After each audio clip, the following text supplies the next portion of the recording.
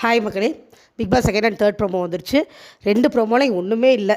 Just second ப்ரோமோவில் பார்வதியும் கமருதீனும் ஜெயிலுக்கு போகிறாங்க. தேர்ட் ப்ரோமோவில் அவங்க உட்காந்து புரணி பேசுகிறாங்க.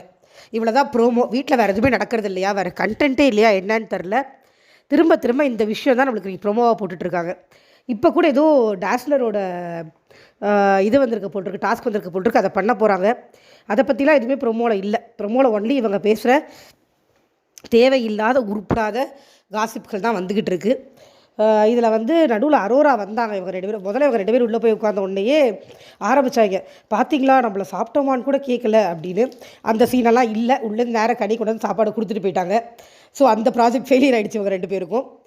இவங்க உட்காந்து கலையை திட்டிகிட்டு இருந்தாங்க. ஏன்னா கலை வந்து உண்மையை சொல்லிட்டார் இல்லையா, பார்வதி விட்டு வெளியில் போயிட்டதுனால அவங்களால பொறுக்க முடியல. அதனால் கலையை கொண்டு நேரம் திட்டிகிட்டு இருந்தாங்க உட்காந்து. கலையை திட்டிட்டு அதுக்கப்புறமா இவர் கமருதீனை பார்க்க அரோரா வந்தாங்க. கமருதீனை பார்க்க அரோரா வரும்போது அரோரா வந்து அதுக்குள்ளே பார்வதி ஏதோ வாயை விட்டாங்க போல் இருக்குது. அரோரா கேட்டாங்க, நீங்கள் எதுக்கு ஜட்ஜ்மெண்ட்டாக என்கிட்ட பேசுகிறீங்க இப்போ பாரு அப்படின்னு கேட்டதுக்கு பார்வதி பதில் சொல்லுவாங்களா டேரெக்டாக, ஓ நீ என்னை இப்போ ஜட்ஜ்மெண்டல்னு பிராண்ட் பண்ணுறியா அப்படின்னு சம்மந்தம்லாம் பேசினாங்க.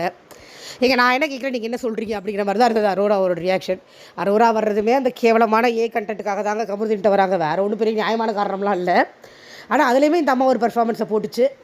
அப்புறம் என்னத்தையும் கமருதீன்ட்ட கொஞ்ச நேரம் பேசிவிட்டு அந்த அம்மா போயிடுச்சு. எல்லாமே மொக்க டாபிக் தேவையில்லாமல் தான் போச்சு. லிட்ரலி இவங்க 2 பேரும் ஜெயிலுக்குள்ளே உட்காந்துட்டு வீட்டுக்குள்ளே இருக்கிற மீதி 15 பேரையும் மார்க் பண்ணிருந்தாங்க. இதாங்க நடந்துச்சு, வேறு எதுவும் நடக்கலை. அவங்க 2 பேருக்கும் மார்க்கிங் பண்ணுறது வந்து கை வந்த கலை இல்லையா, தட்டி கேட்குறதுக்கும் இந்த வீட்டில் ஆள் இல்லை. அது தப்புன்னு சொல்கிற துப்பு யாருக்கும் உள்ளே இருக்கிறவங்களுக்கு. ஸோ அது தொடர்ந்து நடந்துக்கிட்டே இருக்குது. உட்காந்து எல்லாரையும் மார்க் பண்ணிருக்காங்க. கனி கொண்டாந்து கொடுத்த சாப்பாட்டை மொக்கு திருட்டு அவங்களே திட்டிகிட்டு இருக்கிறது, இந்த மாதிரி வேலை தான் நடக்கும் உள்ளுக்குள்ளே. எல்லோரும் திட்டி எல்லாரையும் வாக் பண்ணிட்டு உட்காந்துட்டு இருந்தாங்க. அதில் அவங்களுக்கு வேறு நம்ம எல்லாம் உள்ளுக்குள்ளே என்ன பண்ணுறாங்கன்னு பார்க்கணுன்னு பார்வதிக்கு ஒரு ஆர்வம் வேறு. இதை தான் இருந்தது ப்ரோமோவில். லைவில் இதே தாங்க நடந்துச்சு. இப்போ ஏதோ இந்த டாஸ்க் வருது,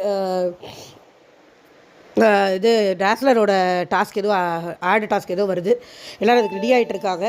அந்த டாஸ்க்கை பற்றின ப்ரோமோலாம் ஒன்றும் வராது. இவங்க மறுபடியும் இந்த உருப்படாத ஆளுங்களே காமிச்சு உருப்படாத ப்ரோமோ தான் போட்டுக்கிட்டு இருப்பாங்க.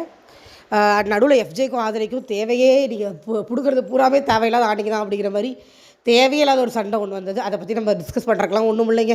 அவங்க ஏதோ கண்டென்ட் கொடுக்க ட்ரை பண்ணி ஏதோ சண்டையை போட்டு என்னத்தையோ பண்ணிக்கிட்டு இருக்காங்க சம்மந்தமே இல்லாமல். ஸோ இன்றைக்கி உருப்படியான கண்டென்ட் எதுவும் இல்லை. இந்த அம்மா உட்காந்து புரணி பேசுகிறதா வரும் போல் இருக்குது 1 hour எபிசோடில். பார்க்கலாம் என்னென்ன வருதுன்னு. Thank you so much. Bye by.